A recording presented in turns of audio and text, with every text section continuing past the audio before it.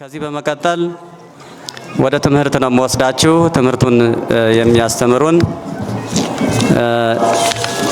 ከአዲስ አበባ ፈለገ ፀሐይ ቅዱስ ሚካኤል ቤተክርስቲያን ዋና አስተዳዳሪ የመጡት ሊቀ ጉባኤ አባ ሰላማ ይሆናሉ። እሳቸው ያስተምሩናል። እኛም ቁጭ ብለን ተረጋግተን ወንጌል ስንማር ቁጭ ብለን ነው። ቁጭ ብላችሁ ተረጋግታችሁ ተማሩ። ተረጋግተን እንማር። ቁጭ በሉ። ወወልድ ወመንፈስ ቅዱስ አሐዱ አምላክ። ድገሙት እስቲ። በስመ አብ ወወልድ ወመንፈስ ቅዱስ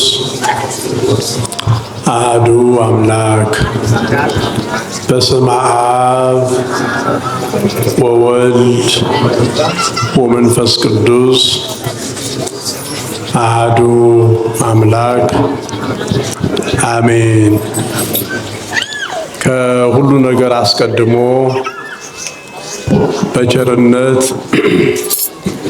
በምህረት የጠበቀን ይችን የበረከት ዕለት በእድሜያችን ላይ ተጨማሪ አድርጎ በዚህ ታሪካዊ ቤተ መቅደስ ተገኝተን የእመቤታችንን በዓለ ዕረፍት እንድናከብርና የማያልፈውን በረከት እንድናገኝ የፈቀደልን እግዚአብሔር አምላካችን እግዚአብሔር አባታችን ስሙ ለዘላለም የተመሰገነ ይሁን። ክቡር መልአከ ብርሃን መምህር ፍስሐ የባህር ዳር ሀገረ ስብከት ዋና ጸሐፊ፣ ይቅርታ እንደው ኦርደሩን ስለማልችል እንዳላበላሽ፣ የሀገረ ስብከቱ የመምሪያ የክፍል ኃላፊዎች፣ ክቡር መልአከ ገነት የፈለገ ገነት ቅዱስ ጊዮርጊስ ቤተክርስቲያን ዋና አስተዳዳሪ፣ የዚህ ገዳም አባት እና ዛሬ የእናታችንን በዓለ ዕረፍት በዚህ ቅዱስ ቦታ ለማክበር ባህሩን አቋርጣችሁ እምነታችሁን ፍቅራችሁን ለመግለጥ በዚህ ቅዱስ ቦታ የተገኛችሁ ሁላችሁም እንደምን አደራችሁ? ድምጻችሁ በደንብ አይሰማም። እንደምን አደራችሁ? እንደምን አረፈዳችሁ? እግዚአብሔር ስለ ምሕረቱ ስለ ቸርነቱ ስላደረገልን በጎ ነገር ሁሉ አሁንም በድጋሜ ዘላለማዊ የሆነ ስሙ የተመሰገነ ይሁን፣ የተመሰገነ ይሁን። እንኳን ለዚህ ዕለትና ሰዓት ሁላችንንም ጠብቆ አደረሰን አደረሳችሁ። ያደረሳችሁን አምላክ ሳትሰስቱ እልል ብላችሁ አመስግኑ።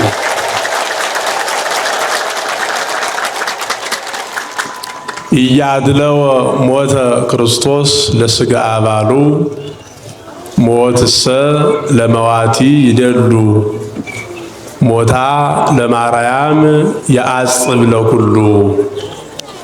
ዛሬ ሊቃውንቱ በሌሊቱ አገልግሎት ከተናገሩት ከዘመሩት በቅዱስ ያሬድ አገልግሎት ከሰጡት ከተናገሩት አንዱ ይሄ ነው።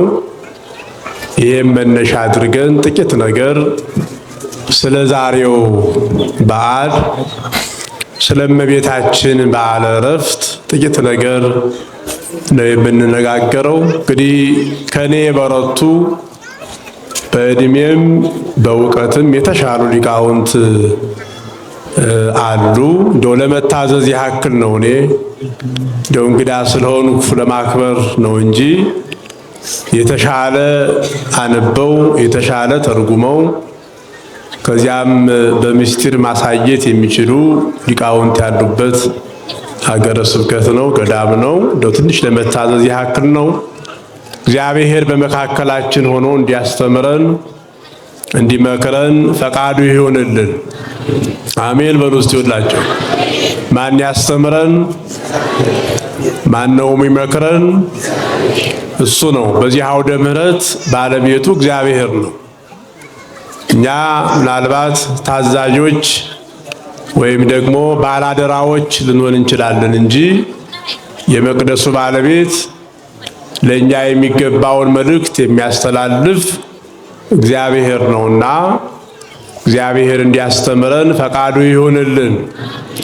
እንግዲህ ክርስቶስ ለስጋው ሞትን አላደላም ይላል የዚህ አርኬ ወይም ነክስ ደራሲ። ክርስቶስ ሞትን ማድላት የሚገባው ቢሆን ኖሮ ለዚህ ለዛሬዋ እናታችን ለእመቤታችን ማድላት ይችል ነበር። ግን ለስጋው አላደላም። ሞትሰ ለመዋቲ ይደሉ፣ ለሚሞት ወይም እንዲሞት ለተፈጠረው ሰው ሁሉ ሞት ተገቢ ነው፣ ይገባል። ሞታ ለማርያም ያዕጽብ ለኩሉ፣ የአምላክ እናት የእመቤታችን የቅድስት ድንግል ማርያም ሞት ግን ለሁሉ ያስደንቃል ይላል። ምን ይላል ነው ያለው? እስኪ እናንተም በሉት እስኪ። ለሁሉ የእመቤታችን ሞት ምን ይላል? ያስደንቃል ይላል ደራሲው። ምክንያቱም የእመቤታችንን ክብር ስለሚያውቅ ነው። ቅዱስ ያሬድም ይሄን ደግሞታል። የእመቤታችን ክብር እግዚአብሔር ካከበራቸው ሁሉ በላይ ስለሆነ፣ የእመቤታችን ጸጋ እግዚአብሔር ጸጋ ከሰጣቸው ሴቶች ሁሉ በላይ ስለሆነ አንቲ ታቢ እምብዙኃት አንስት ይላታል ቅዱስ ኤፍሬም። ጸጋ ክብር ካላቸው ከተመረጡ ሁሉ እናቶች እሷ ስለምትበልጥ ወአልቦ ዘይከብር እምኔሃ እምታይተ እግዚአብሔር፣ ከእግዚአብሔር በታች እንደሷ የከበረ ስለሌለ ከሁሉ በላይ ስለሆነች የእመቤታችን ሞት ለሁሉ ያስደንቃል ይላታል። በረከቷ ለሁላችንም ይድረሰንና የእመቤታችን በረከት እና ይሄንን ነው የሚለው። ምክንያቱም እመቤታችን ቅድስት ድንግል ማርያም እግዚአብሔር ቅድመ ዓለም በልቡናው ስሎ ያስቀመጣት ይሄን ዓለም ለማዳን ምክንያት የሆነችው ይሄን የጠፋውን የወደቀው ዓለም እንዲገኝ እንደገና እንዲነሳ ምክንያት ድህነት የሆነች እመቤታችን ናት። ዓለም በአጠቃላይ የሰው ልጅ ሁሉ በኃጢአት በሽታ በተመታ ጊዜ፣ እንክርዳድ በሆነ ጊዜ፣ የኃጢአት ቁስል ዓለሙን በመታው ሰዓት ንጽሕት ዘር ሆና የተገኘች እመቤታችን ብቻ ናት። እግዚአብሔር ይሄን ዓለም ለማዳን እግዚአብሔር አራቱን ማዕዘን ሲመለከት ከኃጢአት ተለይታ እናቱ እንድትሆን በንጽህና በቅድስና በቅታ የተገኘች እመቤታችን ብቻ ናት። እስቲ አመስግኗት እመቤታችን። እግዚአብሔር ዓለሙን ሲያይ እግዚአብሔር ነጸረ ኩሎ ዓለመ፣ እግዚአብሔር ዓለሙን ሲመለከት፣ ዓለም ማለት ሰውን ማለት ነው። ዓለም ሲባል ይሄ ግዑዙን መሬት ማለት አይደለም። የሰው ልጅ ዓለም ይባላል። እስመ አፍቀሮ እግዚአብሔር ለዓለም ሲል ቅዱስ ዮሐንስ እግዚአብሔር ሰውን ወዶታል ማለት ነው። እና ዓለም ሰው ተብሎ ይጠራል ወይም ሰው ተብሎ ይተረጎማል። እና እግዚአብሔር በምድር ላይ ያለውን ሰው በተመለከተ ጊዜ እንደ እመቤታችን ያለ በቅድስና የተሞላ በንጽህና የተጌጠ ንጽህናና ቅድስና ጌጧ ውበቷ የሆነ ሰው እንዳንቺ ያለ አላገኝም። ስለዚህ ባያገኝ ደግሞ አንድያ ልጁን ውረድ፣ ተወለድ፣ ተሰቀልና ሙት፣ ሙተህም ዓለምን አድን ብሎ እግዚአብሔር አብ ልጁን ወደ አንቺ ሰደደ ይላል። ስለዚህ ዓለም በኃጢአት በተያዘበት ጊዜ ንጽሕት ሆና የተገኘች እመቤታችን ናት። ይሄ ከመሆኑ የተነሳ አምላክ ወልደ አምላክ በእሷ ማኅፀን አድሯል። ስለዚህ የእሷ ሞት ያስደንቃል። እግዚአብሔርን 9 ወር ከ5 ቀን በማኅፀኗ ተሸክማ የወለደች ወልዳ የታቀፈች አዝላ የተሰደደች ሐሊበ ድንግልናዋን የድንግልና ጡቶቿን ወይም የድንግልና ወተቷን ያጠባች አምላክን ልጅ ብላ የጠራች የፈጠራትን ልጅ አድርጋ የወለደች ቅዱስ ኤፍሬም እንዳለው ውእቱ ፈጠረ ወላዲቶ እሱ የወለደችውን ፈጠረ ወይእቲ ወለደት ፈጣሪሃ እሷ ደግሞ የፈጠራትን ልጅ አድርጋ ወለደች ይላታል እመቤታችንን። በረከቷ ይድረሰን ለሁላችንም። ውእቱ ፈጠረ ወላዲቶ የወለደችውን እሱ ፈጠራት። እሷ ደግሞ የፈጠራትን አምላኳን እንደገና ልጅ አድርጋ ወለደች፣ ልጅ ብላ ጠራች። ምእመናን በዓለም ላይ ተደርጎ የማይታወቅ ወደፊትም የማይደረግ ነገር የተደረገ በእመቤታችን ብቻ ነው። አምላኳን ልጅ ብላ የጠራች ሌላ ማንም ሴት የለችም። ወይም የአምላክ እናት ተብላ ድንግልና እያላት እናት የሆነች እናት ተብላ ደግሞ ድንግልናን አስተባብራ የያዘች እንዘ ድንግል ወእም እናትነትን ከድንግልና ድንግልናን ከእናትነት አስተባብራ የያዘች ልጅ ወልዳ ታቅፋ ድንግል ተብላ የምትጠራ ድንግል ሆና ደግሞ ልጅ ወልዳ በክንዶቿ የታቀፈች እናት የኔና የእናንተ እናት ድንግል ማርያም ብቻ ናት። ምስጋና ይድረሳት ለእመቤታችን። ይሄ ድንቅ ነው። ስለዚህ ይሄ አይነት ምስጢር የተከናወነለት ሰው ሞቱ ያስደንቃል ነው መነሻ ሐሳባችን። ሞቱ ያስደንቃል። በዓለም ላይ ሊሰሩ የማይችሉ ወይም ሊዋሃዱ የማይችሉ በተፈጥሮ ሕግ እንደ ተፈጥሮ እንደ ሳይንሱም እንደ ተፈጥሮ ሕግ አንድ እናት ልጅ ካላት ድንግል ልትባል አይቻልም አይደል? አሁን በተፈጥሮ ሕግ ስታዩት እናቶቻችን ልጅ ከወለዱ ወይም ልጅ ወልደው ታቀፈው እቺ ሴት እኮ ድንግል ናት ይባል ሰው ሊያምን አይችልም፣ ሊቀበል አይችልም። ልጅ ከሌላት ደግሞ ወይም ደግሞ በትዳር ከሌለች ያቺ ሴት ደግሞ ድንግል ናት ሊባል አይቻልም። እነዚህ ሁለቱ የማይስማሙ ነገሮች ናቸው። ሁለቱ መስተጻረራል የማይስማሙ በሴቶች ሕይወት ላይ ሁለቱ አንድ ሆነው ሊነገሩና አብረው ሊሄዱ አይችሉም። እመቤታችንን ከተፈጥሮ ሕግ በላይ የሆነውን ጌታ ስለወለደች ድንግል ናት። ልጅ ወልዳ ታቅፋለች። ልጅ ወልዳ ታቅፋ ደግሞ ድንግል ተብላ ትጠራለች። አመስግኗት እመቤታችንን በእውነት እና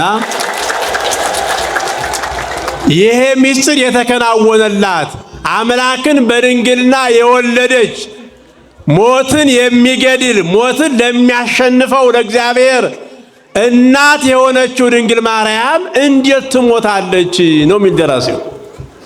አዎ እያድለው ሞተ ክርስቶስ ለሥጋ ባሉ ለሥጋው ለእናቱ ለወለደችው ለእናቱ እኮ እግዚአብሔር ኢየሱስ ክርስቶስ አላደላም። ለሌላው ሞት ይገባዋል። አንደኛ በኃጢአት ሞት ሞቶብናል። ሞተ ትመውት ተብለን የሰው ልጅ ሁሉ የሥጋ ሞት የሚያመልጥ የለም። በራሳችን ምክንያት ሞትን ገንዘብ አድርገነዋል፣ ወዳጅ አድርገነዋል። ቅዱስ ሰሎሞን እንዲህ አለው፣ እግዚአብሔር እሰ ይገብረ ሞተ፣ እግዚአብሔር ሞትን አልፈጠረም፣ ግን አላ ረሲያን ሰብ ጸውዕዎ ወአርከ አምሰልዎ። ሕግ ሻሪ የሆኑ ሰዎች ወይም ሕግ ሻሪ የሆነው አዳም ያ ሞትን ጠራው ወዳጅም አደረገው ይላል። ሞትን ወዳጅ ያደረግነው እኛ ነን። ስለዚህ አዳምና እኛ የአዳም ልጆች ሞት ይገባናል። የአዳም የመተላለፍ መርገም ያለብን ሰዎች እንደገና አዳምን አባት አድርገን ኃጢአት የሰራን ሰዎች ያው እግዚአብሔር ወደዚህ ዓለም የመጣው በጥንተ አብሶና በምልዓተ ኃጢአት ነው። ጥንተ አብሶ ማለት የመጀመሪያው ሰው የአዳም በደል ነው። ምልዓተ ኃጢአት ማለት ደግሞ እሱም መስለን ከሱ በኋላ የተነሳ ልጆቹ የሰራነው ኃጢአት ነው። ስለዚህ ሁሉም ከመቤታችን ውጭ በበደሉ ስላለ በመርገሙ ስላለ ወይ የአዳም የመተላለፍ መርገም አለበት፣ ከዚያም አልፎ ራሱ አዳምን መስሎ ኃጢአት ስለሰራ ሞት ይገባዋል። ለሌላው ሰው ለሌላው ፍጥረት ሞት ተገቢው ነው። ትክክለኛ ፍርድ ነው። ትክክለኛ ፊት ነው። ሊሞት ይገባዋል። ሞታ ለማርያም ያጽብ ለኩሉ ኃጢአት ለሌለባት ጥንተ አብሶ ለሌለባት ምልዓተ ኃጢአት ላልነካት አዳምን መስላ አባቷን መስላ ኃጢአት ላልሰራች የመጀመሪያው በደል ደግሞ ወደ እሷ እንዳይመጣ አቀባ መንፈስ ቅዱስ ምክር ሰማ የተባለች ወይ ረኩሰት በምንትንም ዘፈጠራ በህሊናዋም በስጋዋም በሐሳቧም ድንግል የሆነች ኃጢአት ያልነካት ለእሷ ግን መሞቷ ድንቅ ነው፣ እሷ ሞተች መባሏ ድንቅ ነው እያለ ሊቁ የእመቤታችን የዛሬዋን ዕረፍት ያደንቃልና እስኪ እናንተ እመቤታችን አድንቃችሁ ልብ ብላችሁ አመስግኗት። እመቤታችን በረከቷ ይደርብን። መቼም ስጋ ለብሶ በስጋ የተገለጠ ሁሉ ሞት ስለሚገባው ይሄን ዓለም የሚሰናበተው ሞት ነው፣ በሞት ነው። ልጇም ቀድሞ ሞቷል ኢየሱስ ክርስቶስ። ነቢያት ሐዋርያትም ሞተዋል። ምናልባት ሞትን ያልቀመሱ የተሰወሩ አባቶች እንኳ ቢኖሩ እንደ ቤተ ክርስቲያናችን አስተምሮ እነሱም ይሄን ዓለም የሚሰናበቱት በኋላ በሞት ነው። ሞት ሳይነካው የሚያልፍ የሚለወጥ ፍጥረት አይኖርም። ይህን የምናረጋግጠው በእመቤታችን ነው። ስለዚህ ሞት የማይገባት ቢሆን እንኳ ሞትን ማስተናገድ ወይም ሞት እሷን ሊነካት የማይገባት እናት ከሞት በላይ ስልጣን ያላት እናት ብትሆን እንኳ ይህን ዓለም የምትሰናበተው በሞት ስለሆነ እመቤታችን በዛሬው ዕለት ቅድስት ድንግል ማርያም አርፋለች ማለት ነው። በሁለት ነገር ነው የእሷ ሞት የሚነገረው። ይህም ብዬ አጠቃልላለሁ። በሁለት ነገር ነው። የመጀመሪያው ሰው ስለሆነች ምንም እንኳ ክብሯ ከሰው በላይ ቢሆን ከመላእክትም በላይ ቢሆን የእመቤታችን ክብር ቅድም እንዳልኩት ከፍጡራን ሁሉ በላይ ነው። ይህች ታቢ ምኪሩቤል አለ ሚላት ወተፈደፍርም ሱራፌል። እንግዲህ ከእግዚአብሔር በታች ካሉ ፍጡራን ሁሉ በላይ ከመላእክት ሁሉ በላይ እንግዲህ ከመላእክት በላይ የሆነች እመቤታችን ብቻ ናት። ሌሎቹ ቅዱሳን ሲበቁ እንደ መላእክት ነው የሚሆኑት። ሌሎቹ አባቶች ሌሎቹ ቅዱሳን ሲበቁ ወይም ደግሞ መንፈሳዊነታቸው 10 ማዕረጋት ሲደርሱ መላእክት ነው የሚመስሉ። ከመላእክት ጋር ሆነው ነው እግዚአብሔርን የሚያመሰግኑ ልክ አዳም ሳይበድል እንደነበረው ማለት ነው። እመቤታችን ግን ከነሱ ሁሉ በላይ ናት። ከነሱ በነሱ ያልተደረገው ምስጢር ስለተከናወነ ማለት ይሄን ያህል ክብር ቢኖራት እንኳ ፍጹም ሰው ስለሆነች ባህሪዋ የሰው ባህሪ ስለሆነ የግድ ይሄን ዓለም የምትሰናበተው በሞት ስለሆነ እመቤታችን ቅድስት ድንግል ማርያም ያው ይህንን ዓለም በሞት ለመሰናበት በቅታለች። አንዱ ይሄ ነው ተፈጥሮ ስለሆነ። ሁለተኛው እመቤታችን ቅድስት ድንግል ማርያም ከልጇ ጋር ስትነጋገር በነገረ ማርያም እንደተጻፈው ይሄ ሞት የሚባለውን ሳልቀምስ እንዲሄድ በሆን አንተ ምን ይሳንሃል? እኔ እናትህ ነኝ፣ ያንተ እናት ነኝ። አዝዬ የተሰደድኩ ማኅፀን የተሸከምኩ የድንግልና ጡቶቼን ይዘህ ሀሊበ ድንግልናዊትን የጠባህ አጥብቼ ያሳደግኩ ልጄ ነህ፣ ሞትን እንዳልቀምስ አድርገኝ ብለው ነበር እመቤታችን ልጇን። አይ ልጇ መድኃኔዓለም ክርስቶስ አንቺ ካልሞትሽ እነዚህ በሲኦል ያሉ ነፍሳት ከሲኦል አይወጡም። ነገረ ማርያም ላይ የተጻፈ ነው። ሊቃውንት ታውቁታላችሁ።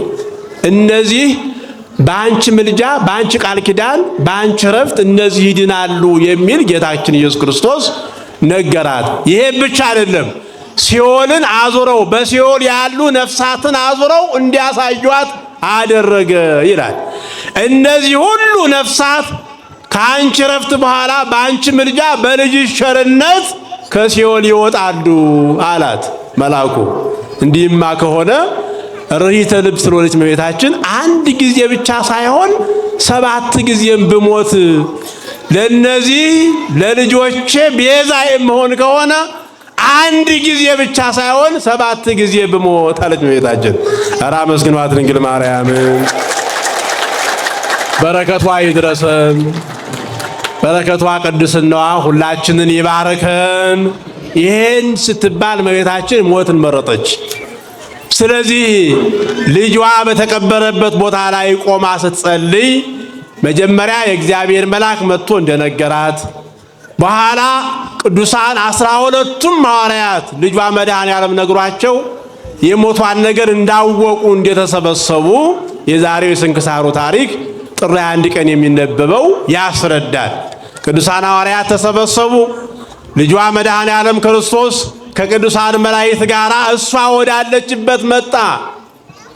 እሷ ወዳለችበት ጊዜ ዕረፍት አለ ሶልያና እንዳሉ ሊቃውንቱ ወረደ ወልድ እምድበልልና እሷ ወዳለችበት ወደ ጌቴሴማኒ እግዚአብሔር ፈቅዶልኝ እኔ ለሁለት ጊዜ ሄጄ ድንግል ማርያም የተገነዘችበትን እና ያረፈችበትን ቆማ ተጸልይበት የነበረችዋን ቦታ ለማየት በቅቻለሁ። ለማየት ያብቃችሁ እናንተንም ክርስቲያኖች። ግሩም የሆነ ቦታ ዛሬ እመቤታችን በአካል ያለችበት የሚመስል የጌታ መቃብር ላይ እየሄደች ነበር ድንግል ማርያም የምትጸልይ ሁልጊዜ። አሁን የሰኔ ጎልጎታ ተብሎ እናንተ የምትጸልዩት ጸሎት እመቤታችን እዚያ ላይ ቆማ የተናገረችው ነው፣ የጸለየችው ነው። ልጇ መቃብር አይሁድ እንዳትደርስ ይከለክሏት ነበረ። የልጇ መቃብር ላይ ቆማ እንዳትጸልይ ወታደር አቁመው ነበር ይላል በነገረ ማርያም እንደተጻፈው።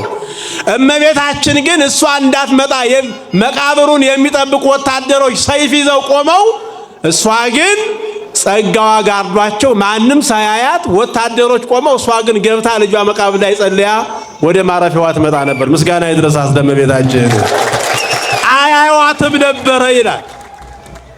ልጅ ክርስቶስ ሲነሳ መቃብር ላይ ቁጭ ብለው ትንሣኤውን እንዳላዩ ወኮኑ ከማብድት እንዳስከሬን እንደሆኑት ሰዎች እመቤታችን እዚህ እንዳትመጣ የሱና ጠብቁ ተብለው ሰይፍ ይዘው ቆመዋል። እመቤታችንን ግን በብርሃን ልብስ ተከባ ገብታ ጸልያ ትወጣ ነበረ። እንዲህ ያደረገች የጊዜ ዕረፍቷ ሲደርስ ልጇ መድኃኔዓለም ሐዋርያት ቀድሞ ተሰበሰቡ። መድኃኔዓለም ክርስቶስ ከመላእክት ጋር መጣ። በዛሬው ዕለት ጥር 21 ቀን የጥንተ ዕረፍቷ እሁድ ቀን ነው የሆነው። በዚያ ዕለት ልጇ ወደ እሷ መጣ። ቃል ኪዳን ገባላት። ስምሽን የጠራ በስምሽ ገብረ ማርያም ወለተ ማርያም ተብሎ የተሰየመ በስምሽ ቤተ ክርስቲያን የሰራ ያሰራ በስምሽ አስራቱን በኩራቱን ያወጣ እግዚአብሔር ይህን ሁሉ ያደረገውን እምርልሻለሁ፣ አንቺ ከምትገቢበት ውሳጤ መንጦላይት አስገባዋለሁ ብሎ ቃል ኪዳን ገብቶላት ለዘጸዋ ስመኪ ስምሽን የጠራውን የተሰየመውን ወለዘ ገብረ ተስካረኪ መታሰቢያሽን ያደረገውን ሁሉ አንቺ ከምትገቢበት መቅደስ ውሳጤ መንጦላይት አስገባዋለሁ። በአንቺ ቃል ኪዳን ብዙ ነፍሳት ይድናሉ። በአንቺ እናትነት ብዙ ነፍሳት ያመልጣሉ። የአንቺን ስም ጠርተው በአንቺ ስም ተሰይመው የአንቺን እናትነት አክብረው ስለ ድንግል ማርያም ብለው የለመኑኝን ሁሉ በአንቺ ምልጃ መንግሥቴን አወርሳቸዋለሁ ብሎ ቃል ኪዳን ሰጥቷት ተስፋውን ነግሯት ዛሬ እመቤታችን ቅድስት ነፍሷ ከቅድስት ሥጋዋ ተለይታ በይባቤ መላእክት ልጇ መድኃኔዓለም ኢየሱስ ክርስቶስ እሷን ነፍሷን ተቀብሎ ያሳረገበት ዕለት ነው። እንኳን ደስ አላችሁ። እነ ዳዊት እየዘመሩ መላእክት እያሸበሸቡ እነ ዳዊት በገና እየደረደሩ ልጇ መድኃኔዓለም ኢየሱስ ክርስቶስ እናቱን ይዞ ወደ ውሳጤ መንጦላይት ወደ ክብር ቦታዋ እንግዲህ ዛሬ ነፍሳት ሰዎች ሲሞቱ ገነት ነው የሚገቡ። መንግሥተ ሰማያት ገና አልተከፈተችም።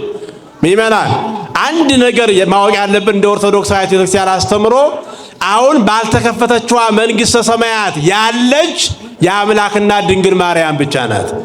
እና አብርሃም እና ይስሐቅና ያዕቆብ ገና አልገቡም። ቀዳሜ ፍጥረት አዳም ወደዚያች ቦታ ገና አልገባም።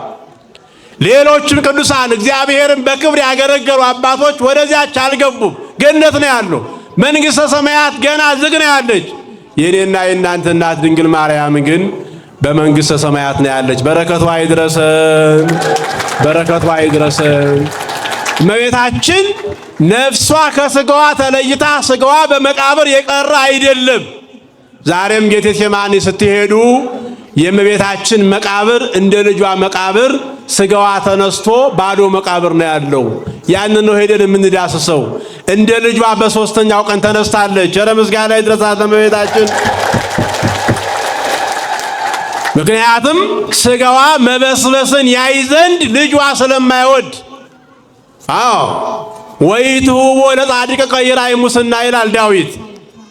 ስለዚህ እሱ የተዋሃደው ስጋ እናቱ ድንግል ማርያም ስጋዋ ምንም እንኳን ሞትን ብትቀምስ መቃብር ላይ ስጋዋ ፈርሶ እንዲቀር ስላልፈለገ በሶስተኛው ቀን እንደ ልጇ ከመትንሣኤ ወልዳ እንደሚል ሊቃውንቱ ተነስታ ነፍሷ ከስጋዋ ተዋህዶ እንደ ቶማስ እንዳዩት ወደ ሰማይ አድርጋ ዛሬ ነፍስና ስጋዋ ተዋህዶ የመጨረሻውን ትንሣኤ ተነሳ ማለት ነው።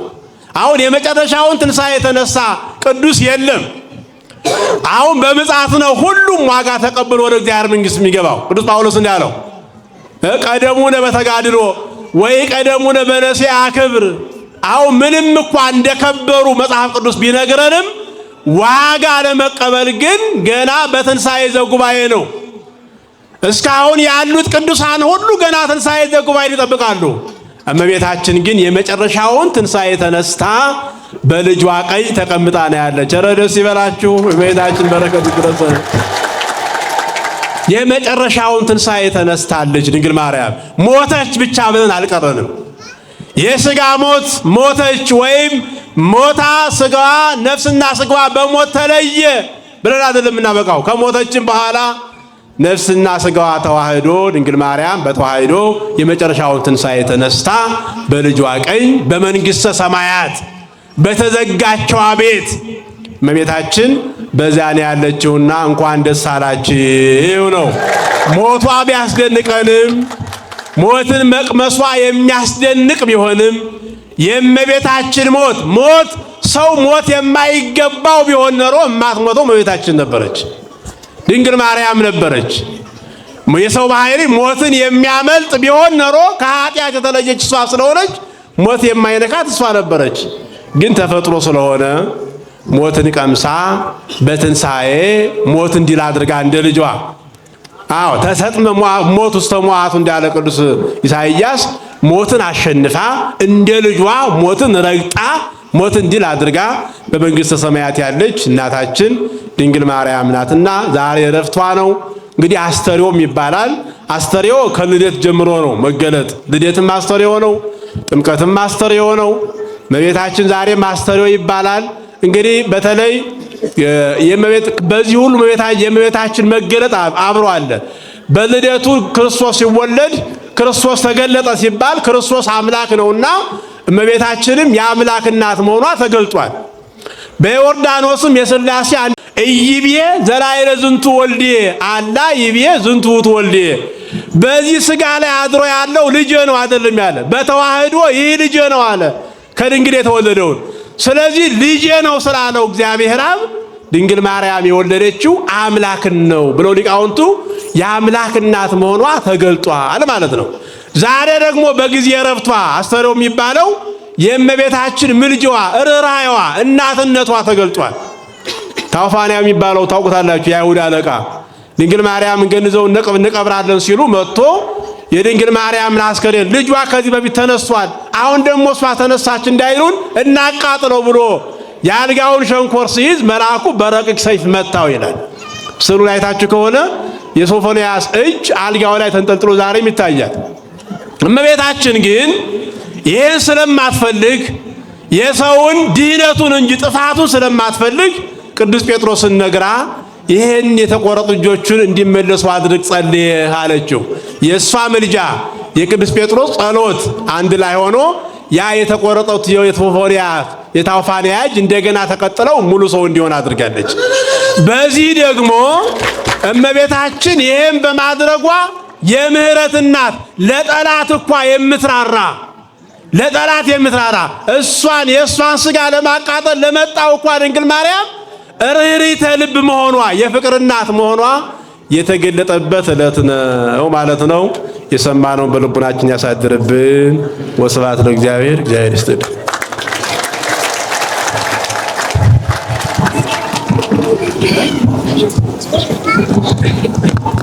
አባታችን ለሊቀ ጉባኤ ቃለ ሕይወት ያሰማልን፣ ቃለ ሕይወት ያሰማልን በሉ። አልተማራችሁም እንዴ? ቃለ ሕይወት ያሰማልን። እንደዛ ነው እንጂ ተስፋ መንግስተ ሰማያትን ያወርስልን። የአገልግሎት ጊዜያቸውን ዘመናቸውን ያርዝምልን። አምላካችን እግዚአብሔር እናንተንም እኛንም የሰማነውን በልቦናችን አሳድሮ ብዙ ፍሬ አፍርተን የምንገኝበት ዕውቀት እንዲሆነን አምላካችን እግዚአብሔር ይርዳን።